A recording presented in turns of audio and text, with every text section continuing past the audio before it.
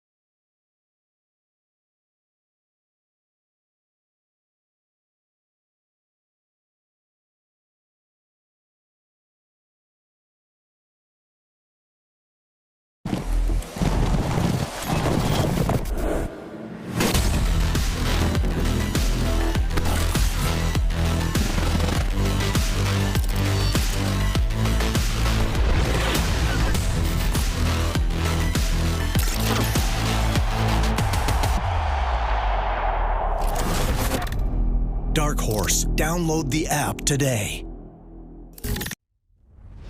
Harness Racing Update is the sport's most comprehensive and timely news source. HRU covers the sport from all angles with news, features, photography, opinion, and analysis of racing. Also, HRU covers breeding and sales, as well as industry stories you need to know. It's all delivered by a deep, diverse, and talented team of writers and photographers. And the best news is that it's free to subscribe. Subscribe to HRU today for free at harnessracingupdate.com and see what everyone is talking about.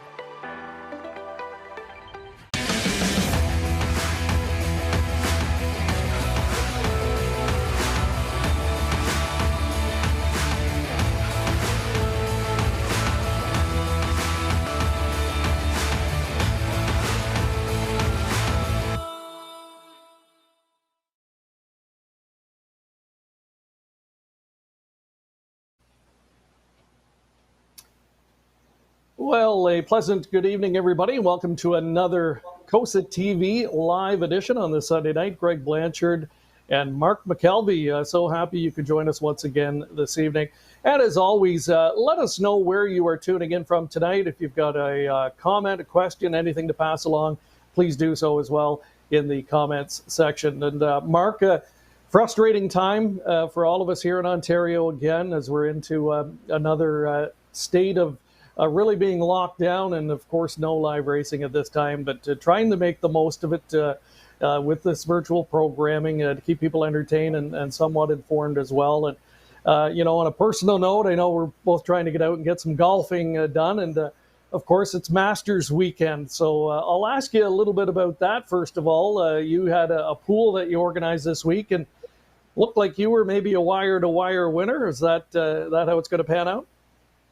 Yeah, last time I looked, and I think Hideki Matsuyama just finished off his round, which means he won the 2021 Masters. I did win our pool. And now people are going to think it was rigged. I promise it was not. Everything was locked in on Thursday morning. But in a time like this, with very little things to do here in Ontario, the Masters was a real nice distraction this weekend. We had some great weather, at least in my parts here in Guelph. I'm sure the weather wasn't too bad down your way there, Greg. So, hey, we're trying to stay positive right now, and I might have just slid a few extra bucks into my pocket with those results. So I guess I've got a little bit of a smile on this Sunday night. Good stuff, yeah, and an entertaining Masters again this year as well. And, there was a great racehorse here in Ontario called the Masters. If Mark Horner's watching, I'm sure that'll put a smile on his face as well. On a little bit, less happy note, of course, a couple of weeks ago, we lost a true icon in Canadian harness racing. The great Kadabra passed away after an illustrious career, both on and off the racetrack, and really made his mark as one of the all-time great trotting stallions, not only in Canada, but in all of North America. Looking back at some of the numbers, Mark, truly incredible. On the racetrack, 25 races from just 31 or 32 career starts, and more than 2 million, but in the stallion barn, he really set himself apart. Certainly, and I mean, that's was a huge loss here for us here in Ontario and across the entire sport. I mean, just rattling off some of these names like Daylon Magician, Flanagan Memory, Caprice Hill, Forbidden Trade, and then of course you see Be a Magician noted there. Just an incredible career both on and off the track, as you mentioned, and certainly I was taking some time here tonight to reflect on the legacy of Kadabra. Certainly an impact felt across the entire industry here locally. And like I said, right across the board. Again, one of the all-time greats. And we're going to have a great opportunity here tonight to bring on a couple of special guests and just reflect on the impact that Kadabra had, not only on them, but as I mentioned, our entire sport. Amazing, the feedback across the entire industry, social media, comments and people saluting the great Kadabra after his passing. And on that note, it is time now to welcome in our special guests joining us. We've got from his home base in Indiana, Jay Hochstetler and Dave Heffering from Terra Hill Stud in Port Perry. Gentlemen, thank you so much for joining us tonight to talk a little bit about Kadabra, of course, and the great legacy that he leaves, and looking at the future for Terra Hill Stud as well. Jay, let's begin with you. Thank you for joining us, first of all. And it was your family that introduced us to Kadabra. Your father, Homer, your mother, Connie, yourself, all involved in the early days. Tell us that amazing backstory. This guy was a homebred and didn't come from those regal bloodlines we're used to seeing many champions come from. Yeah, I mean, you couldn't really draw it up in any more of a storybook way. His mom was trained by my dad as a yearling and 2-year-old, and she was owned by a lady named Mrs. Digert, who was a very prominent owner and she operated a racetrack in Illinois. And she fell down on the road crossing the street to get to the track at Maywood Park, and she broke a knee, and Mrs. Digert just gave her to my family. And then the stallion, Primrose Lion, he was my grandfather's horse, and when it came time to him to be retired, he gave him to my mom and dad as a stallion, and we combined the two, and the third foal was Kadabra, and he went on to Dad had bought a Pennsylvania bred the same year and paid good money for him, and Kadabra just kept beating this thing like a drum every training mile coming down. Dad said, either I got a really good Illinois bred or I bought a really bad horse from out east. And that horse actually wasn't that bad. It's just the fact that he kept going against Kadabra every start as a yearling and 2-year-old training down. And we did really well with him in Illinois, and ended in his family's life. It couldn't have drawn it up any better for us. Well, speaking of that, let's bring up a cool photo from back in the early days. Tell us how old you were here and where this was taken. This was at the DuQuoin State Fair. So there's 2 state fairs in Illinois. This was the southern one, and this was the World Trotting Derby when he was 3. And so I was 9 years old here, and this is when we were racing our Illinois breds during the state fair there. And then, of course, Jimmy Tactor brought Kadabra down for the World Trotting Derby that year. And they did a Hoofbeats article, and this was one of the photos they took for it. Now, Jay, of course, you talk about how things started off, but I want to go back even a little further. I read the, your great memories that you penned, or I guess you typed up and you posted them on social media. They were published in a couple of different areas. But tell us how the name came to be, because I guess for somebody probably around our age, I would understand that as well. Yeah, so being the 9-year-old in the early 2000s, 1990s that I was addicted to Pokemon, like most kids were at that time. So my parents always let me name a horse or 2 every year, and one of my favorite Pokemons was Kadabra. He was one of the he had psychic powers and everything, and I thought he was really cool. So I mentioned that one, and Mom and Dad thought it was kind of a clever name for a horse, and it stuck, and it's created a lot of cool names as a sire. A lot of magical names that come in his offspring. So I think it's been a good addition to the naming pool of standardbreds. And guys, I think it's really cool tonight. Dave and Jay, both associated with a life-changing horse. And amazingly to me, this is the first time you guys have actually met and spoken. So that's cool. And maybe we'll bring you in, Dave. Looking back at the early days of Kadabra, this is coming before, he came into your lives. But, were you aware of Kadabra? Can you recall yourself, as a 2-year-old? And when did it start to work out that, there was going to be a deal made for him to come your way? I think Peter, my father, he was always on the lookout, looking for, already made racehorses. That was kind of his thing in the business, what he'd been doing and had been successful. And I think that it all came together.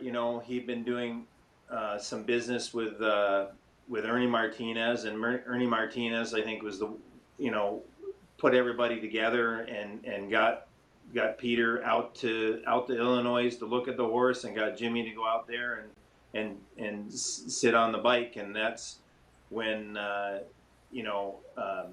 Peter kind of kept it to himself a bit, what he was doing and everything like that. It wasn't until he got back and told me what he was doing and what he was paying for the horse and everything like that. And I remember somehow the article got leaked in the paper, and the price or something got leaked in the paper in Chicago, and that ended up, I think, in the news feed somewhere. And I remember, nobody had known, and like he said, a different type of breed and everything like that. But that's what my father was really looking for. And I remember a friend of mine, Danny Phillips, phoning me up and saying, he says, your dad's really gone, has he lost his mind, like what's going on? But he loved that. As soon as he saw that horse, he loved that horse. It was just his kind of a horse, and that's what that's what we were looking. That's what we were looking for is something different. Sure. Continuing to reminisce, Jay, I'm sure yourself and your parents have had an opportunity to go back down memory lane. But what do you remember, just as a youngster, from that 2-year-old campaign? Is there a moment that really sticks out? One of he won nearly every race that he was in that year, but the moment that sticks out the most to me was the American National at Balmoral. It was, he had been facing Illinois competition and just throttling them most of the year, and then the American National came, and he dead heated for the win. And it's still a great honor to dead heat in a Grand Circuit race, and my parents are ecstatic. But me being the 9-year-old, I didn't understand what a dead heat meant, and I hadn't seen him lose in so long that the winner's circle photo actually just shows me. I'm on the driver's seat, but there's just tears in my eyes, and it's not happy tears. I'm very upset he didn't just outright win the race, and that just speaks to what kind of horse he was. He just was so dominant as a 2-year-old, and he really was dominant through his whole career, and that's the part that really sticks out to me. And I remember the other part I remember of that year was when we found out him. My parents had to break the news to my young self that his favorite horse was going to have to go away, and they tried to explain the amount of money to me, and it's obviously life changing and everything. And I looked at them, and I ended up telling everyone involved in that. I said, well, they got a bargain, and I ended up being right, but at the time it seemed pretty silly for the little 9-year-old to say that they're getting a bargain. Well, you actually answered my next question, because that's where I was going next, was how you would have reacted as a kid. But again, it's business at the end of the day. I'm sure it was tough, for your parents to watch him leave the barn, but I'm sure there were no bigger fans watching him the next year as a 3-year-old. And Dave, I'll maybe switch gears back to you. You talked about the purchase price. You talked about your father liking the horse. And did he purchase him with an eye on breeding down the road? Because I think I read an article where your father, almost from day one, was confident that Kadabra was going to be a game changer in the breeding shed. Yeah, I think at that time in Ontario, it's interesting. Like in that year of racing, like it was a tough year too, because he was racing against. You had Andover Hall and Like a Prayer, and every weekend, every race that those guys were going in, they were going against it.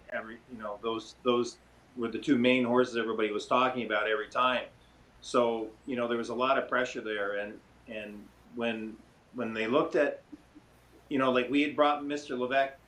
We had already brought Mr. Levesque into Canada. He was a little bit of a different breed for up here at the time and things like that. And, we were kind of, or not we, but my brother and my father at the time were looking at purchases that they could, eventually, hopefully would become, stallions. And that was always the end game, is that hopefully a horse would be good enough that they would, could come into the farm and be a stallion. Well, in his 3-year-old year, you mentioned the great crop that he was up against, and he more than held his own that year as well. One of the biggest moments came right here on Canadian soil. Let's take a look back now at the 2002 Canadian Trotting Classic, and trained by Jimmy Tack. Kadabra, as we pick it up, turning for home like a prayer, with dead aim, but will not be able to get by. Here's Frank Sleeve with the stretch call. 27th Canadian Trotting Classic Championship. Kadabra is keeping Like a Prayer at bay. Kadabra looking a lot like a wire-to-wire winner. That's Kadabra summoning all of his best magic, and Dave Miller takes him gate to wire to win the richest race in Mohawk's history over Like a Prayer. ENS Snapshot was third. Civil Action was fourth. That was Kadabra. Track, stakes, Canadian record, 152-4.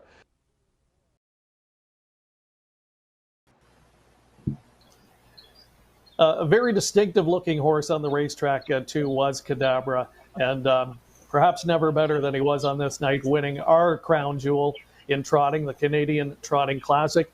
And Jay, so at that time, by then you're over the emotion of the sale. Were you still a fan and watching his races from afar at that point? Oh yeah, I mean it was I always kept telling Dad because he drove him, and I would always kind of elbow him. I said, well, you could have done that. That was always my thing with him. But, just watching him, perform, and, we had the whole family and everything. So it was just great to see something that, a horse that I knew win on the biggest stage like that, because I had never seen anything like that before. So, I mean, just that alone, just knowing the connection I had to that horse and seeing him win on the grandest stages was just an honor to even at that young of age. And it's only gotten better, the more I've been in the business and the older I've gotten. Sure. Keeping things close to home as well here in Ontario. That was the first time we'd seen Kadabra up close, was when he came for the Canadian Trotting Classic, and then parlays that into a victory in the Breeders' Crown. I guess, David, kind of turning things over to you.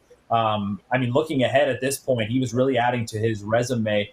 You talked about, though, the fact that there was already those visions of what he'd be able to do post his race career, but as he continued to add to his legacy, I guess everyone had to be really excited about those prospects. Yeah, it was, but I don't think it was necessarily a slam dunk as far as that he was going to come to Ontario. There was a little bit of talk of the horse maybe going and standing in Pennsylvania. I don't think a lot of people realize that or not, but there was a thought about that. And I think at the time, they in Pennsylvania that particular year, they had voted in the legislation against, doing their slots program there and everything like that. So ultimately, that's why, Kadabra ended up here in Ontario. I mean, you could see, from an ownership standpoint, that everybody wanted to do what was best for the horse, and you had a couple good farms in Pennsylvania, looking at, wanting to stand the horse with powerful broodmare bands. And I mean, that's maybe one thing that, it's no secret that, Terry Hills doesn't have a big broodmare band and everything like that. But, in the end, Herb Liverman had good, had great broodmares, and Dave McDuffie and everybody, and they supported the horse, and they ultimately made the decision to bring him here in Canada, and it worked out really well. I did not know that, and I'm sure a lot of people watching didn't. So let me be the first to say that I'm glad it happened that way, and the rest is history, there's no question. And his production record, we talked about it earlier, it speaks for itself.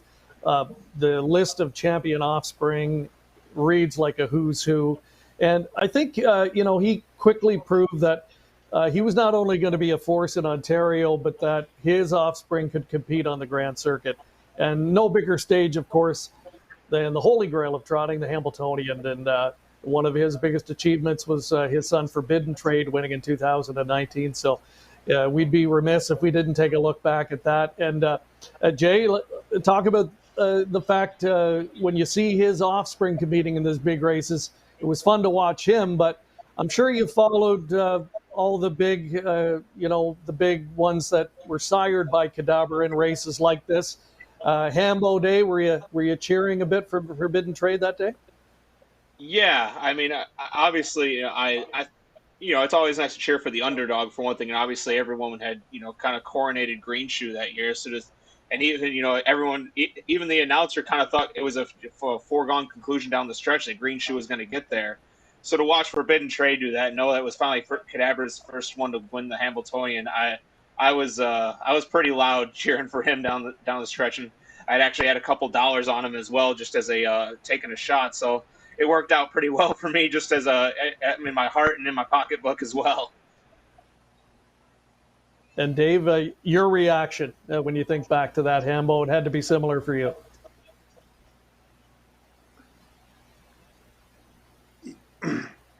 Yeah, actually, that day, actually, we were haying that day, and I didn't have a television with me, and the day got on, and I remember getting a phone call, and I can't remember who phoned me that day, and just yelling and screaming.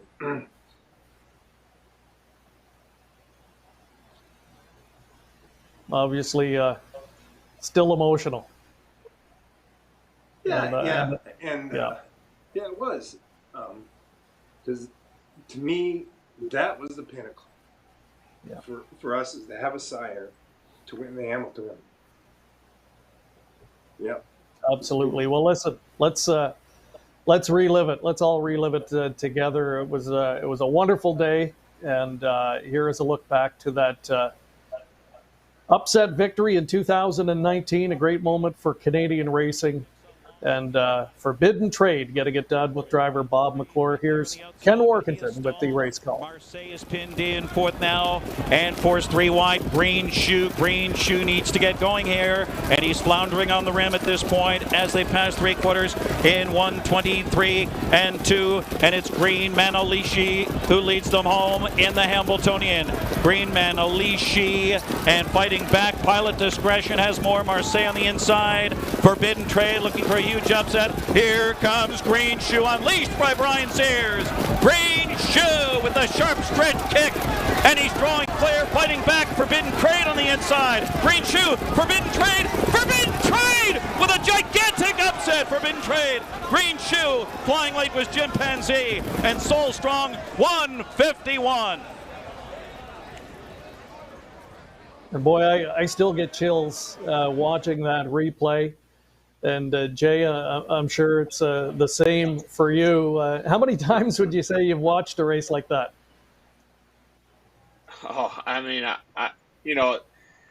it's one of, I always have a special spot in my heart for ones where a horse is beat and they come back and win. And I think that speaks to Kadabra as a breed. He was so tough. I mean, just one of the absolute toughest racehorses you've ever seen in your life. And so to see him pass that type of toughness onto his offspring is something you hope for when you're a stallion you're connected to goes and starts producing. Some great horses just don't seem to do that, and it's incredible that Kadabra was able to do that.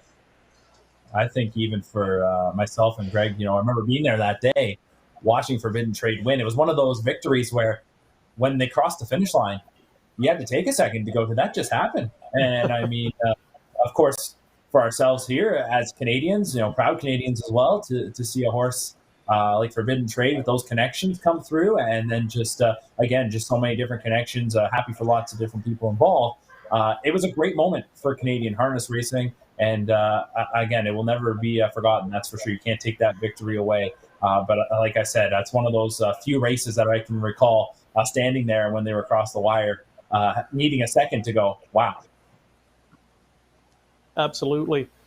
And Jay, I think I read as well that, when Kadabra was sold and after that 2-year-old year that you know financially it was a big help to you as you grew up. He helped you from that standpoint get to where you are now. So tell us a little bit about what you're doing now. You've continued on the family legacy in the race game, correct?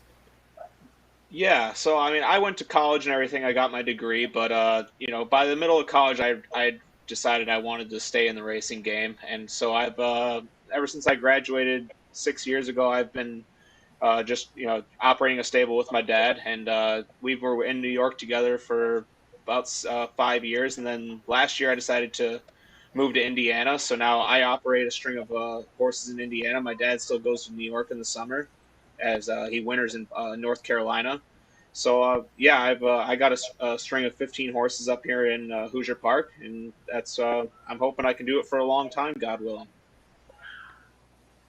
And yeah, we certainly know the name up in this part of the country. I think your father, very well respected horseman, and obviously with Kadabra, but others since then as well. So glad to hear they're doing well, and yourself. And we want to thank you for joining us tonight. And Dave, maybe just a final thought on Kadabra. I mean, can you try and sum up the impact that he had? How much did he alone mean to Tara Hills and the successful stallion farm that we see today?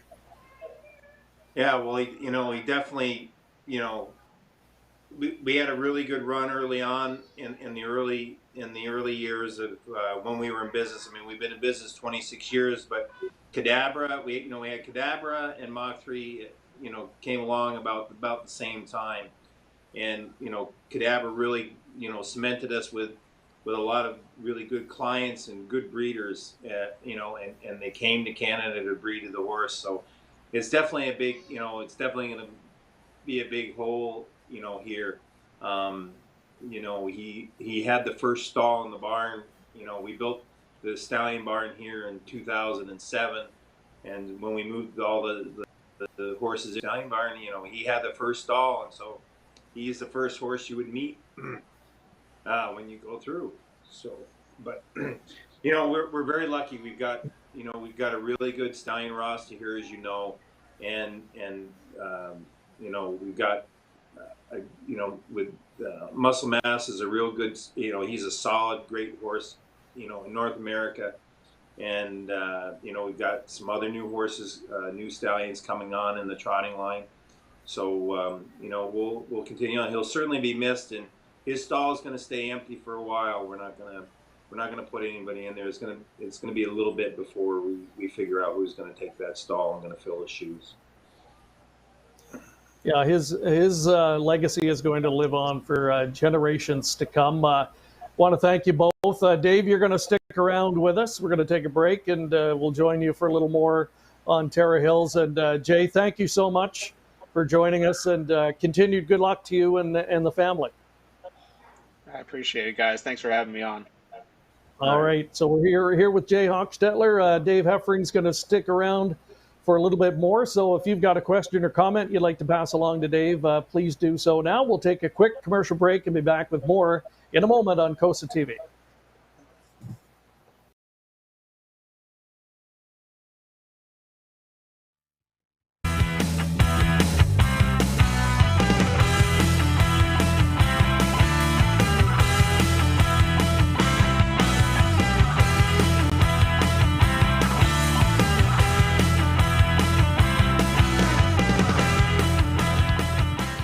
By now, you know the name COSA-TV, an industry leader producing unique, high-quality digital content promoting harness racing in Ontario. Features, virtual programming, live events, and more. COSA-TV has it covered. Follow our social media channels and be sure to subscribe to our YouTube page to view the latest content. And if you're looking to bet your favorite Ontario track, check out hpibet.com. COSA-TV, taking Ontario racing global. Back out for the drive is Mach 3.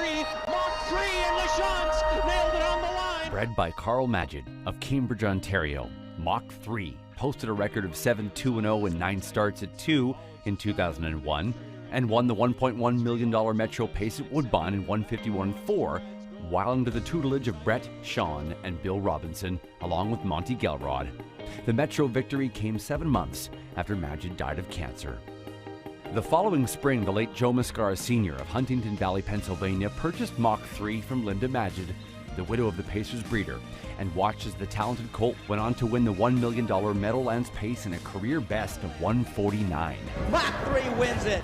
Part of a sophomore season that included a record 11, 2, and 2 in 18 starts for a career record of 18, 4, and 2 in 27 starts, and earnings of over $2.3 million. Mach 3 was predominantly driven by Randy Waples at 2 and John Campbell at 3. As a stallion, Mach 3, a son of Matt Scooter, out of all included, has produced 1,325 offspring to date, with total progeny earnings of almost $111 million at the time of his induction. 320 of his horses have earned $100,000 or more, and 117 that made more than $250,000.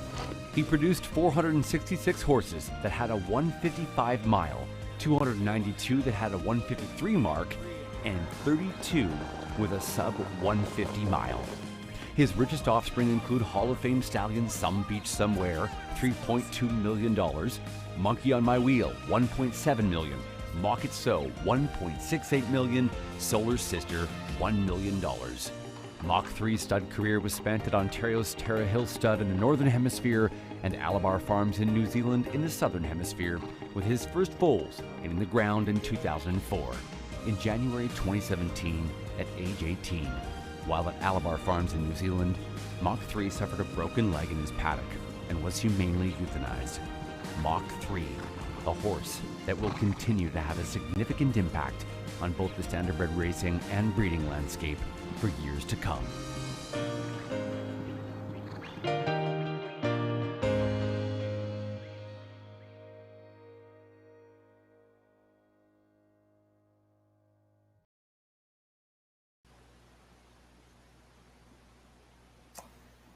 And welcome back. And that was a piece that the Woodbine Entertainment Group did for the Hall of Fame induction for Mach 3 from a few years back. And yeah, his production record, truly incredible when you think about it as well. His career unfortunately cut short, Mark McKelvey, but look what he did in that time span, siring the winners of more than $163 million. And what surprised me is his average earnings per starter actually higher than Kadabra. So it tells you of the quality of offspring that Mach 3 produced. Yeah, certainly was another game changer here in our province, and of course, directly connected with one of the all-time greatest standardbirds that we ever saw. And I think Mach 3 certainly deserving of some time here to reflect. And I'm glad that we have David with us to kind of go down memory lane and really reflect on the impact that a horse like Mach 3 had, not just with Tara Hills, but right here locally in our industry. And I don't know if sometimes that we do give enough time and energy to talk a little bit about the breeding side of the game, because it is as big as it comes in our industry. I know we like to sometimes talk about the glitz and the glamour and those winner circle photos, but it's a lot of what goes on behind the scenes. Yeah, and I mean here in Ontario, I think our stallions maybe don't get the credit they deserve, especially the top ones. And Mach 3 is right up there among the all-time great pacing stallions in Canada. There's no question about that. And Dave, again, talk about when you first got the horse and the expectations versus what he ultimately did. Did he exceed what you thought he would do? Oh yeah, I mean, and watching that video and just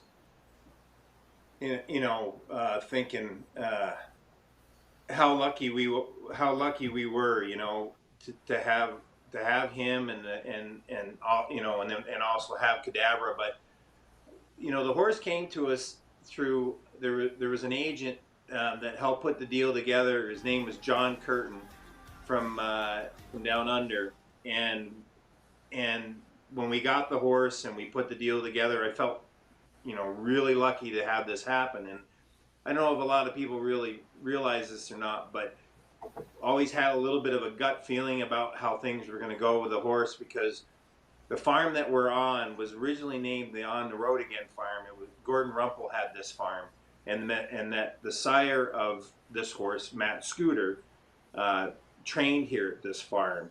And so you just, maybe had a little bit of history in there. You had a good feeling if a son of Matt Scooter was going to come back to the farm and be here, maybe we'd have a little bit of luck, and we certainly did.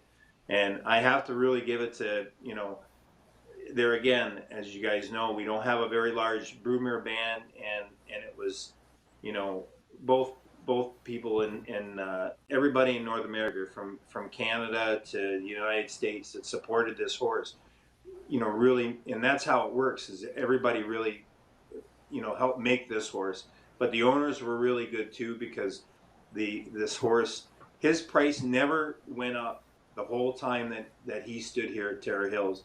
Everybody could breed to this horse. He was never any higher than 7,500 Canadian. He was, they had loyalty discounts to this horse the whole time. And Mr. Mascara, who passed away, and then his sons, both Joe and Robert Mascara, took over, and they followed along, and they really knew how to look after their clients, and that's what kept everything going with this horse. I truly believe is the client base and everybody that bred to him. I mean, they loved the horse, and he did very well, but I don't know how much we had to do with that. And of all the horses he bred over the years, what was the consistent feedback you got from people that especially ones that had good stakes performers from Mach 3? What do you think it was about him that kept people coming back? When his first yearlings sold, they didn't sell very well at all. His averages were terrible. And it wasn't until Some Beach came along that got everybody, he made race horses a little, he made some race horses, but it wasn't until Some Beach came along and one at Waterloo that everybody got talking. But the toughness of his horses, he just made race horses, and he made good looking horses. And if you got a really good one or a good looking one, the people that were breeders to sell, you could ring a bell with them for sure. Well, let's talk Some Beach Somewhere. When did he first come on your radar? And the talk early on, from his first one or two starts, was that this thing is something extra special. He looked different. What he did on the racetrack was different. How excited are you as a breeder to know, okay, this might be the home run horse that we've been waiting for? Oh yeah, it was the Battle of Waterloo, and you knew that that horse, he was such a good looking horse, and I had made friends early on, with Brent McGrath, and we would talk, and Brent actually there for a little bit would come up, and we'd give him some hay for the horse and stuff like that when they were here in Ontario and things like that. Really thought a lot, about the horse. And yeah, of course, as owning a stallion farm, you really got thinking this is going to be the one. So. And does it immediately translate financially? Sorry, Mark. Mm-hmm. No, that's exactly where I was going to go with it right there. Yeah. I don't. Yeah, there again, because we don't have a huge broodmare band or whatever else, we would breed to the horse and everything like that. But it gave us a lot of credibility. It gave us a lot of credibility as a stallion farm to have something like that. And for me, being a breeder, I was so happy to see other people succeed and do well with the offspring, and and then to have us to possibly be able to go on and have another horse that's a sired horse by Mach 3, and then end up being one of the greatest sires of all time. That's there's nothing better.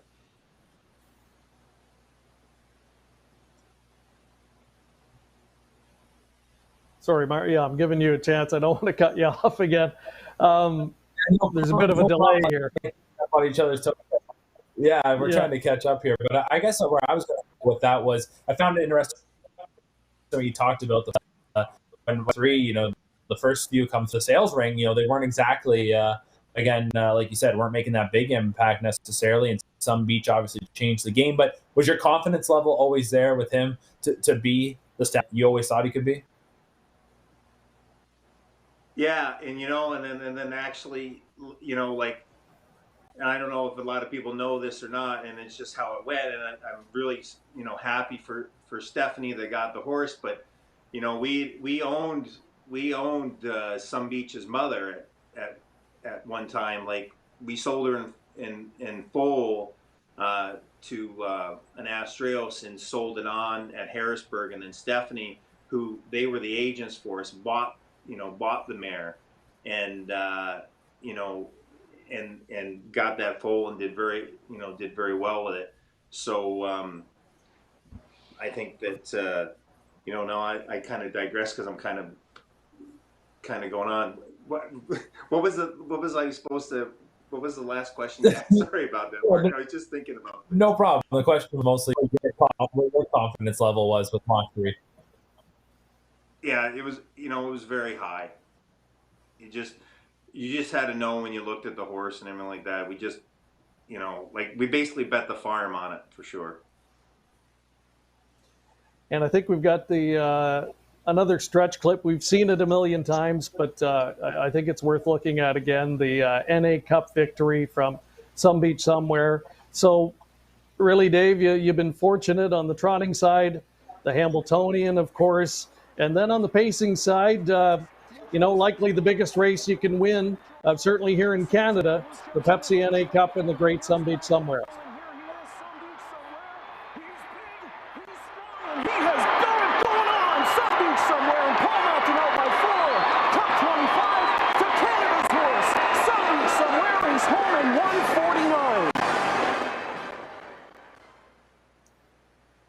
So races like these, really the pinnacle, I think, for a breeding operation, of course, here in Canada. Dave Heffering of Terra Hill Stud in Port Perry is our special guest this evening, and taking a bit of a trip down memory lane. Let's go all the way back to the early days. Prior to Terra Hills, your father, Peter, truly a giant in Canadian racing, both literally and figuratively, a big presence of a man. A great man, and what he did in the race game, very few have been able to parallel. But prior to that, he had accomplished, I think it's safe to say, Dave, as much or more in the cattle business, right? Tell us a bit about his background and then how that translated to become Terra Hills. Well, I mean, yeah, he did everything that he wanted to do in the dairy business. He was very successful.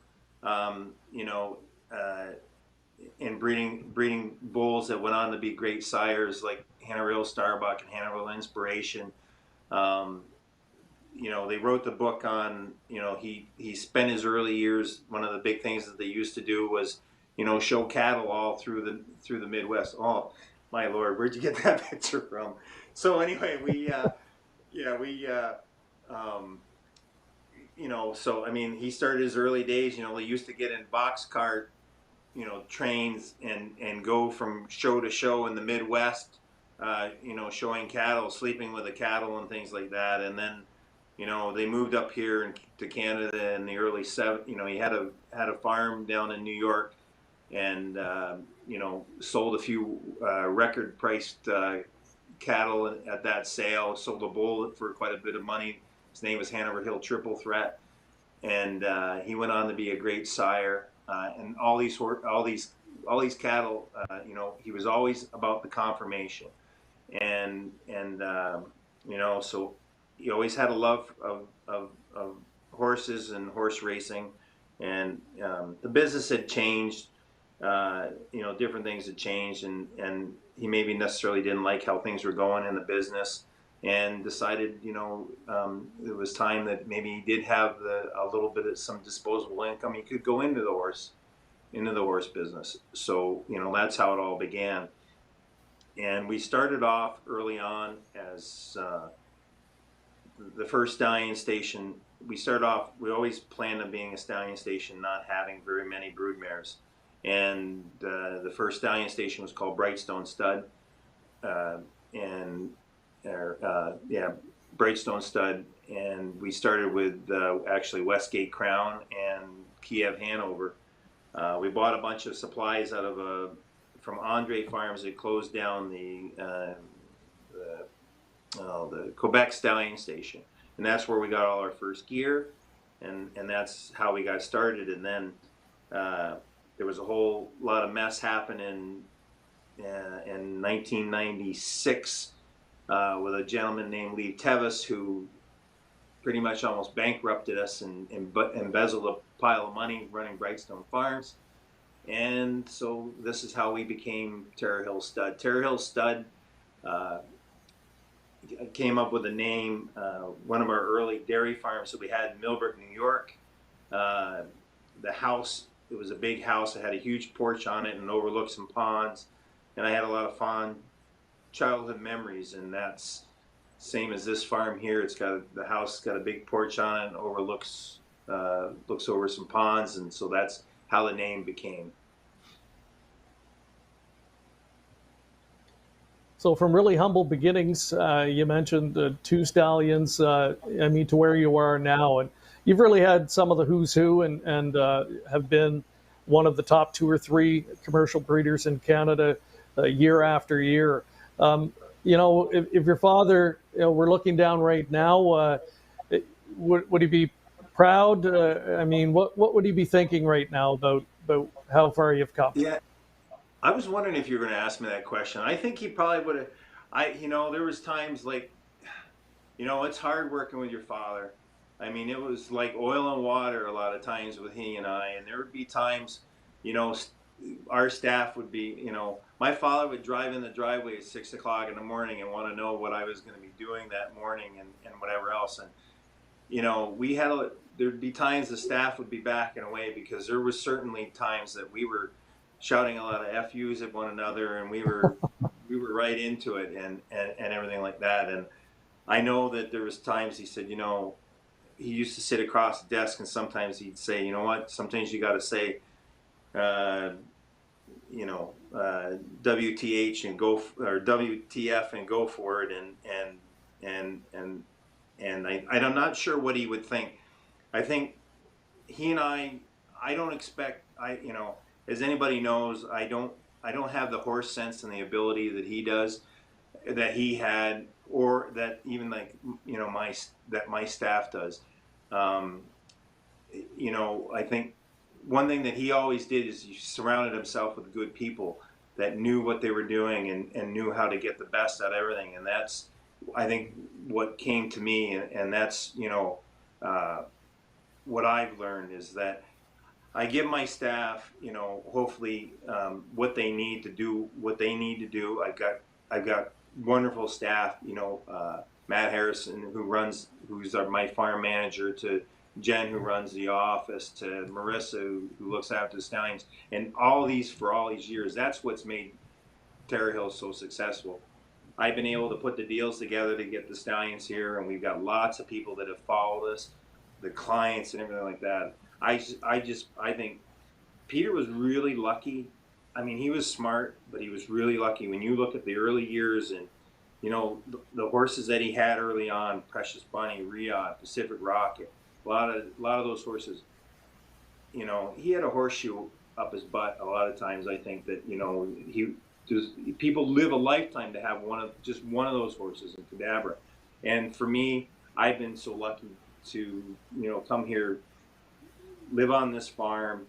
Like I say, I don't do a lot with the horse on a daily basis. I'm more the farming type. You know, we you know, when business kind of went awry in 2012, we really diversified more. We grow a lot of hay, so we sell hay. We farm a lot more land. You know, I have help from a gentleman named Bruce Brinkerhoff, who helps us with our breedings and things like that, and our matings, and we changed our philosophy, how we do things in that breeding side of things, and we've had a lot of luck. You know, and so that's what I look at every day. I say I'm very lucky. You know, my wife looks after the books and tries to keep me on a straight and narrow, and not spend too much or don't get over our heads too hard. So that's how I'm blessed. That's how I look at things here, and everybody that's bred here. Well, let's look ahead. I think the future, you talked a little bit about how the landscape might have changed there close to a decade ago, but looking ahead right now, tell us a little bit about where Tara Hills is at. And I mean, I look at your stallion roster, and there's some names on there that, again, we knew what they did on the racetrack. Now they moved into that next part of their career, and it has to be exciting times, especially when you look at some of the latest additions, like a Green Manalishi. Tara Hills looks to be in good shape. Yeah, we are. I think that back a couple years ago, we upgraded our broodmare band quite a bit. You're going to see those first yearlings come through this year and sell. I've got a couple partners in a bunch of our brood mares and started a new partnership this year on some lease mares, so yeah, I think we're on the right track as far as the stallions are concerned. It's hard to get stallions that are racing in North America and racing really well down in the United States to come and stand in Ontario. The dollar is definitely a problem to get those top ones, and you're talking about dollars. So I'm fortunate that that Muscle Mass and Bob and Ken allowed him to come back in here. The Green Manalishi people have been great. But you have Tom Rankin and his guys with Alarm Detector. Tom is one of the greatest guys and one of the biggest supporters of the business. And this year we got Dancing Lou, and we're excited about that horse. Those guys are Canadian, so and I can go on and on with the different ownership groups and everybody that we have here. So. Well, Mark mentioned Green Manalishi, and we saw him in that Hambo replay, one of the victims of forbidden trade on that day in 2019. Yes. But a wonderful career for him, one of the big three from the Marcus Melander barn from that year. And there's some footage of him that year prior to the Hambletonian. Dave, maybe tell us about, I find this interesting, you see a horse on the racetrack, you target him. How does a deal typically come together? And how's a deal typically structured? Are they all similar, or are they all kind of individual and different? I think everybody has there's no one formula. Everything's a little bit different, and for me, I mean, as you know, I kind of stay back from the scenes. You don't see me around very often, but the Green Manalishi deal came together. It was like almost a year earlier. Robert Lindstrom had contacted me and said, and he's a friend of Dave Reed, who sells our horses for us, and from Preferred, and David hooked us together, and Robert said, he says, you guys got a great farm, and it'd be really nice someday for you guys to get a horse up there. And prior to that, the Green Manalishi people had been around and looked at the farm and checked it over to make, they wanted to see what was here, and said that maybe one day we might be able to bring something to you. So a year rolls past here. They decide not to stand Green Manalishi. They're going to race him. The horse had some issues with, when COVID hit and the training schedules. So things didn't go on quite the way they'd hoped over in Europe. So then again steps in Robert Lindstrom and says, we've got a chance to get Green Manalishi again. And I spoke to Andrew Strum a few different times. I've never met him, but a very nice gentleman, and we were able to strike a deal, and the rest is history, and the horse is here now. And we're always really on edge a little bit, especially lately with the different stallions, whether they're going to be fertile or not fertile. And I have to say he's a very fertile son of he's great. A lot of pregnancies, and everything's going very well with him. And he's a great horse. He's very smart, nice to be around, and that's a big plus. Yeah, I'm sure you've got some favorites around the barn, and one of those I'm guessing is Sports Writer. You talk about another reliable Ontario sire stakes producing stallion, but in the last couple of years, it feels like he's maybe even stepped up to another level in terms of his production. Um, he's got to be a great one to have in the barn for you as well. He is, and he's very consistent every year. He produced a lot of race horses. You certainly would like to. I think everybody always comes to us and says, he needs to. They're looking. I think everybody thinks you're gonna get a some beat somewhere, and that doesn't necessarily happen. But he's been a very good, solid horse for the Ontario program and for the OSS.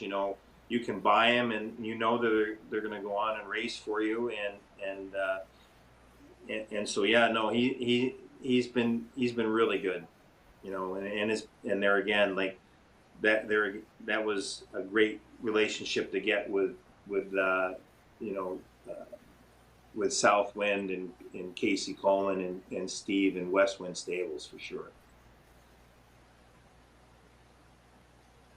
And in terms of your stallion lineup, I'm sure it's like a hockey team or a baseball team where you've kind of got your stars and then maybe your role players and that type of thing. Would you say that's the case? You kind of trying to have horses that maybe fit different budgets and things like that, and cover different bloodlines. Is that how you approach it, or is it just next stallion up? If he's a good one, or we think he's got the good bloodlines, we want him on our roster. Well, definitely, that's one thing that we've kind of really zoned in on is confirmation, making, race records and how they're doing, looking at their bloodlines, and then, confirmation of the horses. And, like I say, it's gotten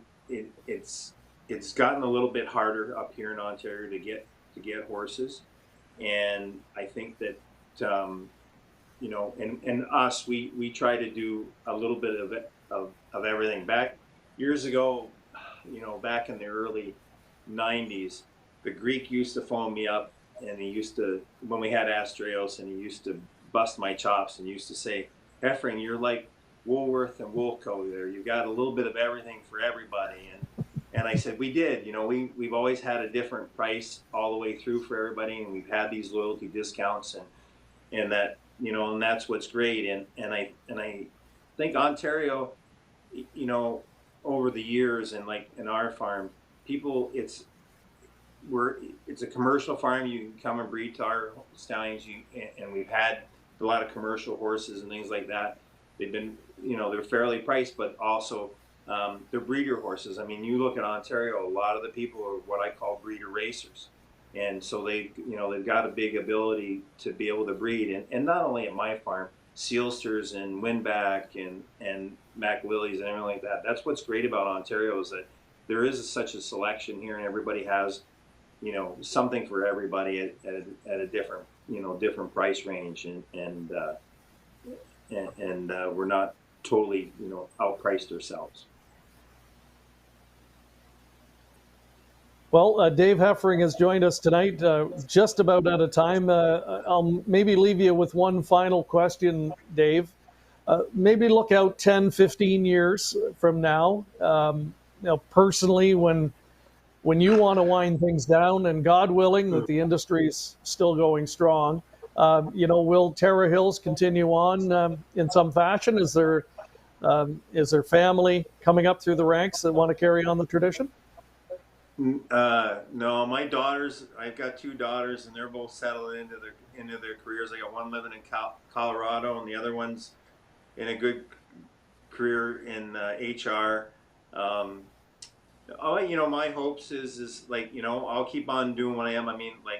Like I said, on the day-to-day operations and things like that, Matt Harrison runs the show, and my hopes is someday is as we look at things and try to work things out, is I'd like to see Matt, go on and carry on, doing what we're doing here. and then let him handle handle things. I mean, a lot of people joke and whatever else. I do like to take my time off and for a month in the wintertime and head out skiing and things like that. So, that's my hope. Like I say, we've got a really good team, and I've got really good support staff. We've got a great group of yearlings this year, and like everybody, we just are all trying to get through this COVID. I feel bad for the guys that are racing because, it's stake payment time this month, and coming up with money to do that's got to be really tough.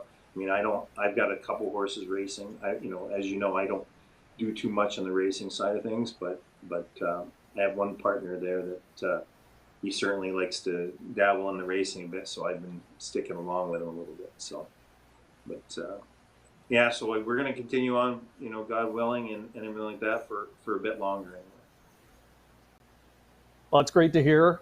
It would be hard to imagine Ontario racing without Terra Hills as a major part of it.